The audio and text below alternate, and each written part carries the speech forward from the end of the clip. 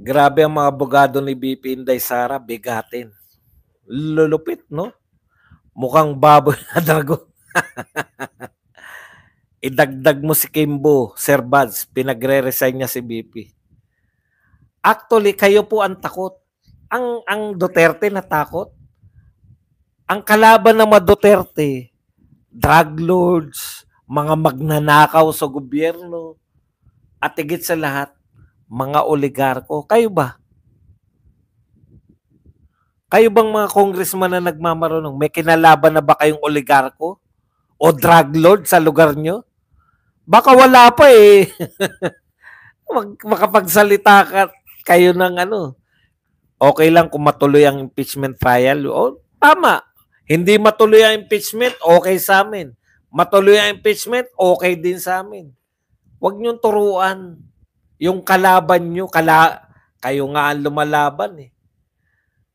Huwag niyong turuan yung mga Duterte ng diskarte nila. Marunong pa kayo. Sino ngayon ang lumalabas na takot? Malamang boss, kakakopya mo sa mukha, maging kamukha mo siya pag tumanda. Hindi, bata nang di hamak sa atin yan eh. Naramdaman ko pag nagagalit yan si Kuya Badong. Tsaka yung pag nagalit ako tuloy-tuloy, hindi ko inaawat. Kahit maliit lang. Boss Buds, parehong case din po bang isasampang kaso after a year? Hindi po natin alam. Kung pareho lang, di ba? Alimbawa, na-dismiss. Tapos parehong kaso pa rin, dismiss na nga. Malamang iba na dapat. Nakakaya naman yun. Dinismiss na nga ng ano eh, ng Senado eh. Tapos yun pa rin ang kaso.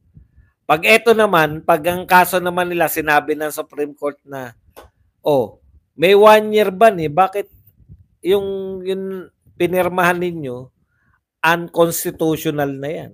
Tigil na yan. Pero pwede pa rin nilang isampayan next year. Kasi iba naman yung kaso nila. Na technical sila eh. Ganun talaga. Alam nyo sa batas, utakan yan. Si Arn nakakaawa nung inatake pero ngayon nakakagigil. Malupit yung lead counsel ni BP Sara. Kasama yan si Asidre na sinampahan ng kaso.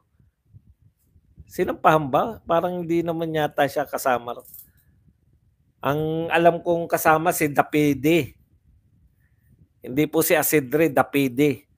Kalaban lang nila mga Duterte, sila kasi ang totoong takot. Paano hindi matatakot yung mga yan? Tinodo na nila yung pang-aaway sa mga Duterte. Paano hindi sila matatakot? Tinodo na nila yung barahan nila, kinakailangan mawala si BP Sara. Hindi makatakbo, hindi maging presidente. Kasi pwede silang balikan. Tinodo na nila eh. Todo na yung atake nila sa mga Duterte. Hindi ko alam kung paano po si BP Sara kung mahilig ding maghiganti o hindi. Pero yung pagtodo nila, sila po ang kinakabahan. Paano pag naging presidente si BP Sara? Kayo ang kabahan. Todo na pala yun. Nakakatawa pa si BP namin eh. Pasyal-pasyal lang sila ni Katie. Correct. Relax pa. Handa eh. Iba na yung handa. Iba na yung handa. Iba na yung nakapaligid sa iyo mga magagaling. Pag ang pinaligiran mo ang sarili mo ng mga insecure na tao, wala ka mahita dyan. Hindi maghigantihan si BP Sara, tignan mo nangyari sa sheriff. Mas gusto ko naman palamura kaysa magnanakaw.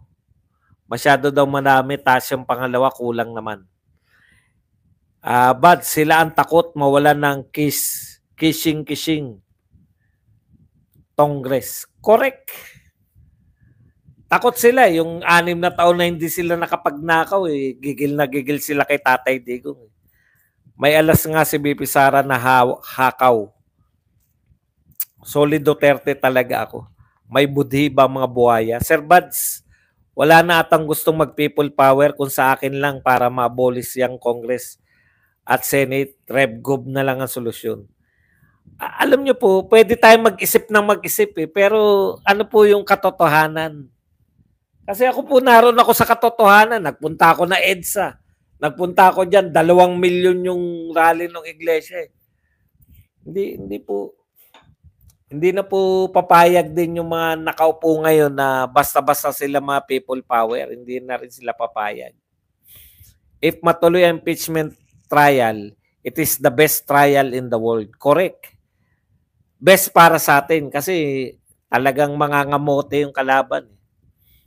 True politically motivated, ayos pa din ang impeachment proceedings dahil both defense counsels and prosecution panels patas ang hearing ni Senator Miriam. Okay, kahit hindi po patas, at least nakikita ng taong bayan na meron maghahain kayo ng inyong mga ebidensya, parehong panig. Kasi unfair pagka nanonood tayo ng mga quadcom, mga tricom na yan, panay. Boss Bats, pakimonitor yung petition ni BP Sara sa SC for TRO of impeachment.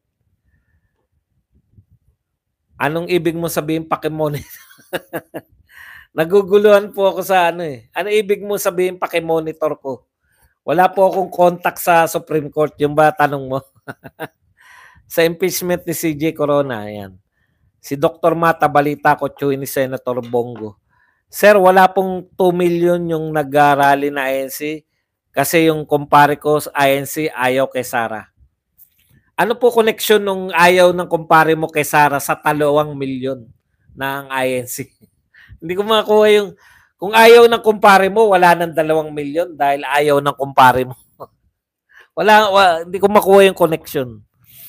Ganun po talaga. Di ba? In every rule, there's an exception. Pero exception lang yung kumpare mo. In general, ang Iglesia ni Cristo, nakilahok. Ngayon, kung ayaw ng kumpare mo, talagang ganun. Kung 98% o 99% ng Iglesia, sumuporta, anong magagawa mo kung meron isa o dalawa? Ganun talaga. Hindi ang exception, hindi siya yung general rule. Iba yun sa exception. Always may exemption. Di ba? O halimbawa, sinabi natin, lahat ng taga-UP ay matatalino. Meron pong susulpot dyan na isa o dalawa. Pero exemption lang yun. Nakuha nyo? Matatalino talaga sila lahat. Kaya po pag sinabing sinuportahan ng iglesia, yun po ang meaning nun. Kung merong isa kang kumpare, merong kumpare si ganun na hindi naniwala sa kanilang pamunuan, ano magagawa natin? Ganun talaga yun. Kalikasan po ng tao yan. Pero hindi ibig sabihin na may isa o dalawa, pwede nyo nang ang bababaw ng comment, Boss Buds. Grabe ka naman, SN. Hindi naman mabababaw. Okay lang yan. Normalidad lang yan. Makanya. Di tunay na INC yung kumpare mo. Common sense. Baka maraming ulong kumpare na 200k. Boss, convinced na ibang DDS vlogger straight vote na. Vote siyam lang. Diba? Loyalist ako, sir. Gusto ko wag ma-impeach si Sara para makita niya kung may boboto sa kanya na 30. Wala naman pong 32 million na boboto sa kanya. 35 million ang boto niya sa 2028. Para matigil. Alam niyo, pare kayo, alam niyo yun, tapos na yung 32 million na yan, kino-question niyo pa rin. Hindi naman kay Sara Duterte. Ano hindi kay Sara Duterte? Bumoto kay Sara Duterte, 32 million. Kay Marcos, 31 million. Tapos na yan. Lagi babalik sa kanila kasi kinakailangan silang utuin araw-araw eh. Kinakailangan nila, tayo nagpanalo kay Sara Duterte. Ano tayo? Gagaling tayo. Magagaling pala kayo, bit kayo nanligaw kay Sara Duterte. Dapat pinanalo ni Marcos na mag-isa. Ang pinili niyang vice president niya yung walang nakakakilala. O, di ba? para masabi na siya talaga nagpanalo sa sarili niya. Hindi naman ganun na nangyari. Ang problema sa inyo, tapos na, kinu-question nyo pa, binabago nyo pa sa utak nyo. Ang totoong nangyari, nanligaw yung mga Marcos kay Sara Duterte para siya manalo. Si Amy na mismo nagsabi, pag wala kaming boto sa Visayas, Mindanao, matatalo kami. Pilit nilang babaguhin kasi sinabi ni Gadon kasi alam pala ni Gadon kung paano manalo, bakit hindi niya maipanalo sarili niya. Simple lang naman yan. Ilang bang beses tumakbo si Gadon? Ay, ang problema sa inyo, kaya nakukulta utak nyo. Kami tanggap na namin yan. 32 million bumoto kay BP Sara, 31 million kay Bongbong Marcos. Nabawasan ba yung 32 million? Natural, may boto si Marcos eh. 31 million na lang yun. May mga bata na ngayon lang botante. Magiging 35 million yan pagdating ng 2028. Kami na mahirap na Pinoy, ano advice o naitulong mo kay BBM bilang advisor as Poverty Alleviation Chair? Alam ko na napababa nila eh. Kasi nga ang advice ni Gadon i-declare na yung 64 pesos na budget na pagkain sa isang araw, hindi ka na mahirap. Puta, daming yung mga 64 pesos sa isang araw, hindi ka na mahirap. Anak ng pupan, daming yumaman bigla eh.